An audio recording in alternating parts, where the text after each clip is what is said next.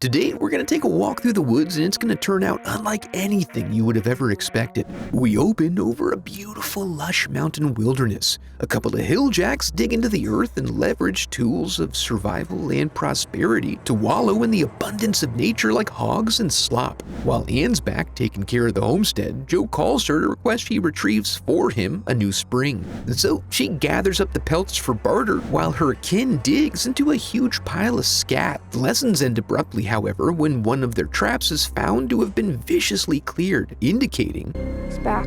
Anne loads up the truck and rides into town, which they only do to acquire things they can't provide on their own. Sadly, prices on coon skins and muskrats have all dropped precipitously, requiring her to be selective in her shopping. As thoughts of the lean times weigh on her, she finds herself longing for a return to modernity, education, and running water, but Joe is practically feral at this point. Perhaps a ratcheting up of the rusticness is in order to reduce their reliance upon legal tender, but this is set aside when Renee and Joseph return, meaning it's time for food prep, novice butchery, and a little tannery. It's not until the evening that the concerns are addressed, but instead of considering a move, Joseph strategizes about what pelts to focus on. And then the wolf is back. Renee gets things started up again. This bad boy's been here before and presents a clear and present danger, but Joe is hesitant to seek outside help.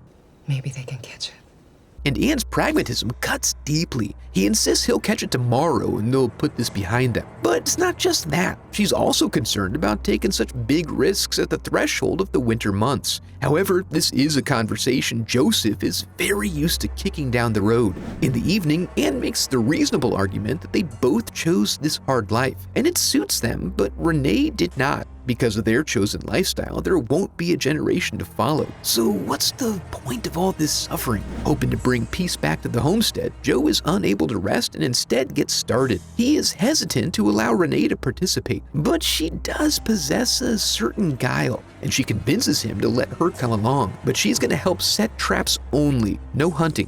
When Anne wakes up and realizes she's gone, he reaffirms his reservations and plan of action to put her mind at ease. It's not long before they come upon a wolf pile. Joseph immediately sets to masking their scents to aid their pursuit of the beast. He explains that a lone wolf will go for more vulnerable targets, and going home. He's here. So she's sent off with the warning that she is not to run no matter what. Now everyone's spread out. Anne's at the riverbank fetching a pail of water, Renee is marching home, and Joseph is putting out a warning call to his quarry. There's a sense of danger hanging heavily in the air and tickling the backs of their necks. This results in Anne losing her nerve and running home, wasting her efforts along the way, and Renee taking off like a bolt and ducking for cover from an invisible threat. Joseph keeps at it until he gets a holla back, indicating it's on. Joe eventually catches him in his sight and takes careful aim, and when the shot rings out, Renee feels a sense of relief wash over her body. But when Joseph pulls up to the spot, there is no wolf carcass, and he finds that it had been gnawing on a most peculiar treat. He finds a road nearby with a trail marked, which he follows back until he comes upon a non-wolf related atrocity. It's a campsite strewn with bodies in various states of undress and decomposition. At dinner, Joseph is sulking but dare not admit to the tremendous danger that resides in the woods. This news would almost surely result in outside infringement on their life, so he makes preparations for his next move. He's gone by early morning and warns that he'll likely be following the wolf out of range, so he'll check in the next day. The ladies are out doing the wash when Renee notices that Tova is missing, but she doesn't even break the brush line before this big bitch comes snarling out. Anne screams it off enough to grab her .22 and get them back to the house. As a promise to her daughter, she agrees to go out and try to find Tova. She ventures far afield where she eventually finds Tova's corpse, an event that dulls the otherwise savory flavors of their stew. I'm worried about Tova. He knows how to take care of himself.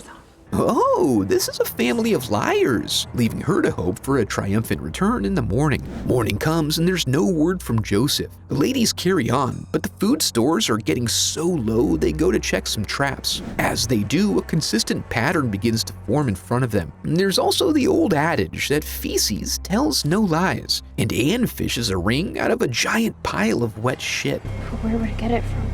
You sweet summer child. This calls for a truck ride to the DNR office where Lucy is currently fielding a hysterical call from some soft folks. It's Danny's turn and reception is spotty, so he grabs his satellite phone and quickly takes care of business, which includes a little parting gift to teach these yuppies the cost of failing to lock down your trash cans. He passes an abandoned car along the way and pulls in at the end of Anne's ring story. The problem is their supposed land is in federal territory. This municipal office has no jurisdiction. It will bring the legality of their living arrangements under scrutiny, and also, You can't really blame a wolf for being a wolf. so she'll have to deal with the big old meanie on her own. When they get back, Anne sends Renee inside so she can secretly bury Tova, but then gets the sense that she's being observed. The end result being the accidental killing of a sacred fawn. Since she's never personally done this part, she asks Renee to show her how to properly skin and dress the carcass. Then later on, they try to enjoy their dog dishes full of baby venison. The radio squawks that evening, but she's unable to make a connection. Then Renee wakes her in the night because she thinks she hears Tova outside. Anne is once again saved from revealing the truth when she hears what sounds like an injured Joe. She does find an injured man in the woods, but it's not Joseph. She runs back to the house and tells Renee to stay out of sight before returning with her truck sled for easier transport. Once they're inside, she begins to administer medical treatment to his multitude of significant wounds.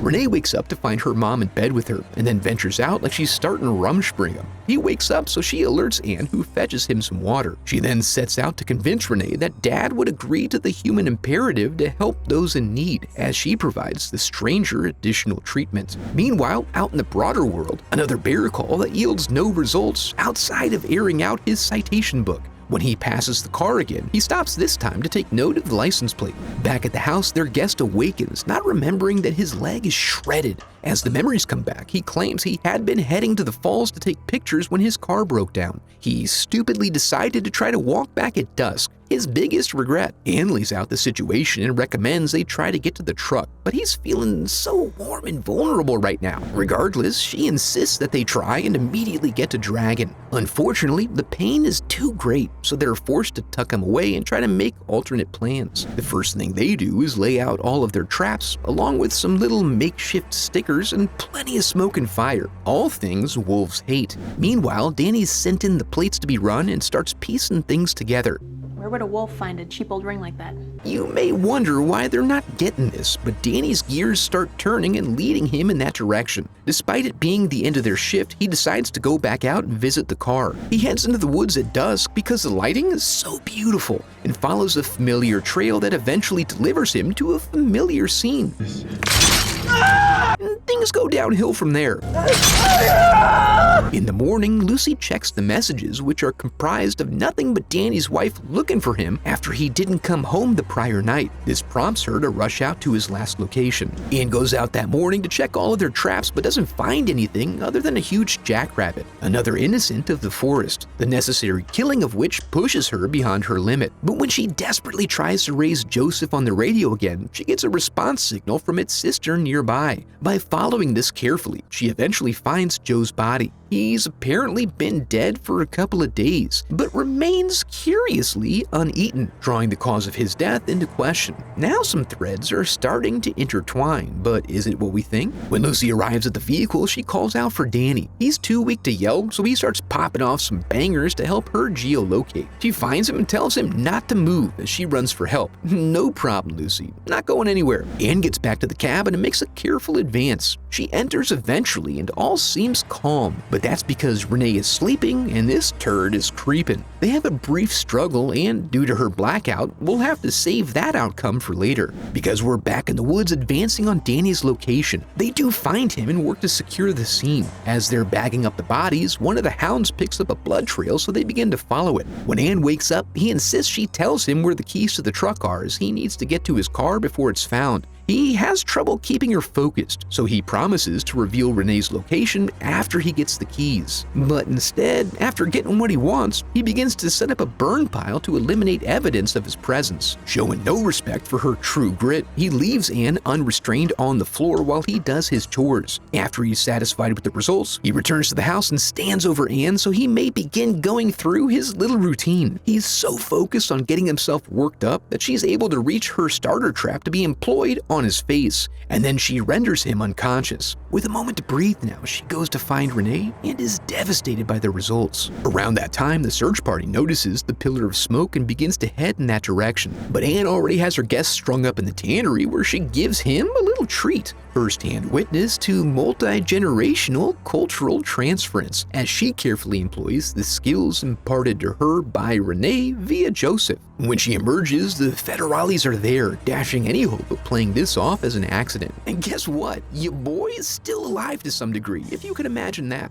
She then wanders among the normies whose mouths hang agape at the sight of her, and she pops a quick squat while they soak in the important life lesson that true hard living's not for everyone. For more brutality imposed by nature, check out this video. It is harrowing. And now that we're here, I want to congratulate you for making it to the end of the video and affirm that you are a very special person because of it. And if you enjoyed the video, I would love for you to become a part of the channel by subscribing. Thanks for watching.